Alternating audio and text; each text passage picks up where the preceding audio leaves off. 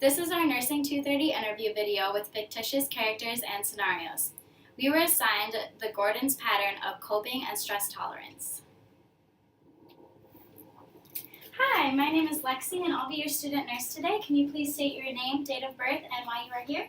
Hi, I'm Mariah Shaner. My date of birth is 9/24/95, and I'm here because lately I've been having a lot of migraines. Alright. Before we start, I just want to let you know that anything we talk about today will be confidential and will only be shared to your other healthcare providers if necessary. If you feel uncomfortable and have any questions, feel free to let me know. Do you have any questions before we begin? No, that's fine. Alright. I just want to get some background information as a start. Do you have any allergies to iodine, latex, shellfish, eggs, or adhesive? No, not that I know of. Okay. Do you have any previous health concerns or any medications that you are currently taking? Besides having my tonsils out when I was little, I haven't had any recent health problems. I'm not on any medications besides the occasional ibuprofen. Oh, I was taking that one-a-day pill, the daily vitamin, but I stopped when I got to college. Oh, so you're in college? Yeah, I'm a freshman at UW-Madison. I'm majoring in actuarial science. Ooh, okay, that's a big transition. How are you handling it? It's been kind of stressful, but I'm really happy that I'm there. What do you think is the most stressful thing about school? Well, I feel like I have a huge workload, and studying takes up most of my time. I've also been adjusting to my long-distance relationship with my boyfriend.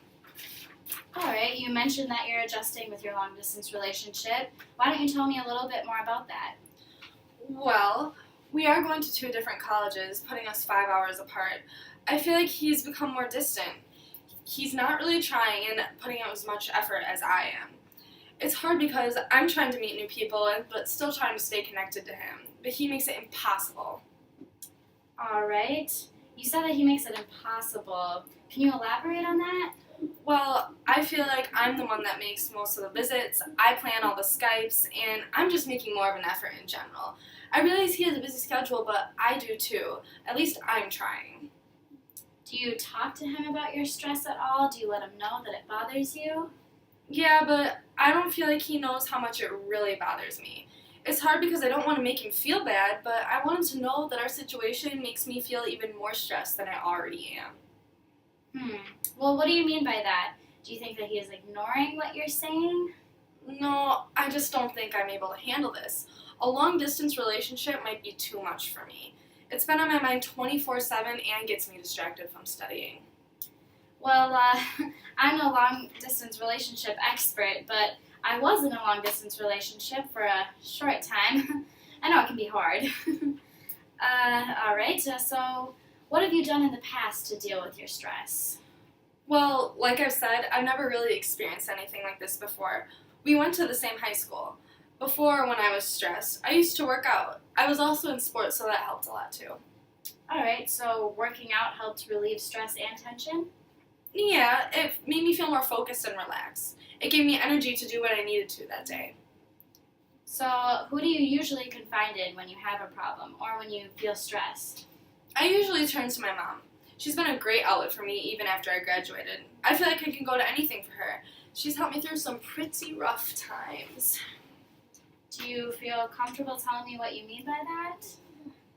Well, when I was in junior high, I used to struggle with an eating disorder.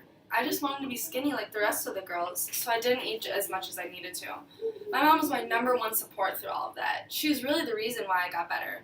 But I haven't really noticed any changes in my eating since I've been this stressed. Alright, so you're not experiencing any changes in your eating habits, but you did say that you're here because you're experiencing migraines? Yeah, I mean, they've started recently. I think it's because of the stress, but they only make the stress that much worse and that much harder to handle. Alright, so you're experiencing slight discomfort and some minor headaches. No, they're a lot worse than that. Alright, have you been experiencing vertigo, syncope, or aura? I'm sorry, I have no idea what any of that means. Oh, excuse me. Vertigo is extreme dizziness, syncope is temporary loss of consciousness, and aura is a visual phenomenon such as seeing flashing lights. Oh, No, not really. Sometimes I feel a little dizzy, but it goes along with the pain of a migraine. And you've never fainted because of a migraine? No. Alright, and the pain is in one specific place or kind of all over? It's worse in one specific spot, but it kind of spreads around as well.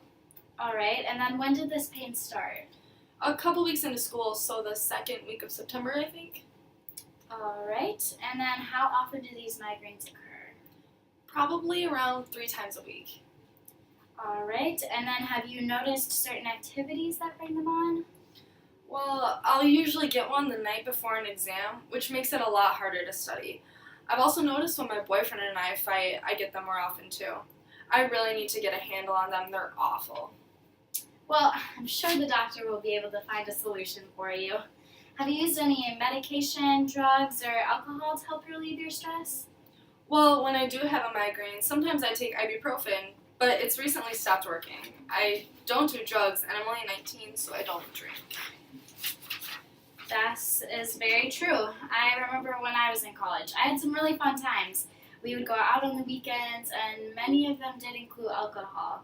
I'm not the police or any kind of authority. We just want to make sure you get better here and are getting the proper help. The more information that we get, the more helpful it will be for us and better for you in the long run. Well, I do like to go out on the weekends, and every once in a while, my friends and I will drink. But it's only socially, and we never get out of control. It's kind of like a stress reliever for all of us. It gives us time when we don't have to think so much and worry about everything. I'm so stressed and overwhelmed that I need a break with a fun night. That is very understandable. So, on average, about how often do you think you go out?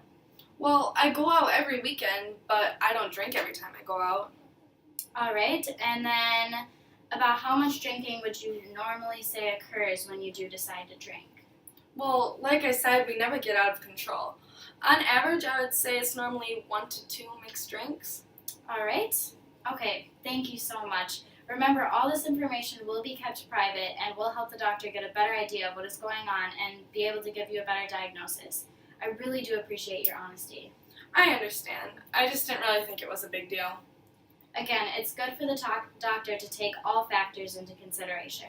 You said that your mom is there for you in all situations. Does she know that you're struggling with migraines and stress right now? Yeah, I did tell her. It's just a little harder because I don't live at home anymore. I love living at college, but it also means I don't get to see her very often, and it's harder to find times to talk. And how far away is home and your mom? I'm from Minneapolis, so it's a bit of a drive to get home. I can see how that can be hard. I lived pretty far away from home when I went to college, too. Do you ever feel homesick at all to the point where you think it's adding to your stress? No, I do miss having my mom to talk to, but I love college and all the new friends I've made. Plus, I know she's only a phone call away. I don't think that adds to my stress at all. All right, and I noticed that you talked about your friends that you have in college, but you haven't really said anything about your roommate. Do you want to talk about that at all? Yeah, well, it's not like I don't like my roommate. We just don't really have the same interests. I never really see her anyways. I guess I'm just too busy. All right, I see. Are you comfortable with talking with her about things? Like I said before, we just don't really see each other that often. She isn't the most welcoming of people, and it's really hard to get a read on what she's thinking. That does make it hard. Do you find it difficult at all trying to share a living space with her then? Yes and no. I don't really need to be friends with her in order to live with her. I just don't really know her well enough to talk to her about anything else that's going on in my life. She just seems so closed off all the time. Do you think this makes it difficult to relax when you're in your room at all? Sometimes I think so. I get really frustrated at times and want to be able to talk it out with someone. But like I said before, I just don't trust her enough or feel comfortable enough around her to talk to her about my problems. I can understand that. It's hard to talk to someone when they're so closed off themselves. But you said that you had other friends? Oh yeah, I have amazing friends on my floor that I hang out with a lot and sometimes do homework with. It's really nice. Okay, so now that we've talked about some things that are making you stressed and about your migraines, what are some of your end goals? What would you like to accomplish with the help of both this visit and the help of your doctor? Well, ultimately, I'd really like to get rid of the migraines, cut them down to less than once a week, and I'd really like to feel less stressed. I think those are some good goals, and I think that they go hand in hand. I'll make sure to pass all this information along to the doctor.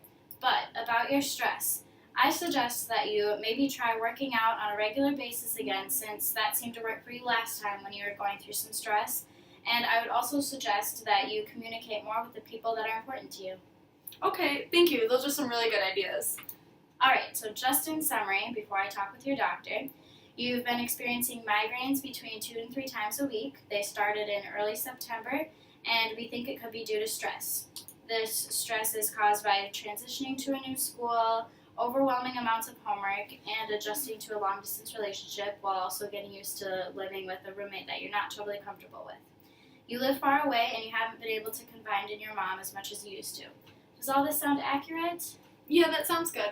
Alright, is there anything you'd like to change today? Nope. Alright, sounds good. So I'll go take this to your doctor and she'll be in shortly. Okay, thank you. Yeah, thank you.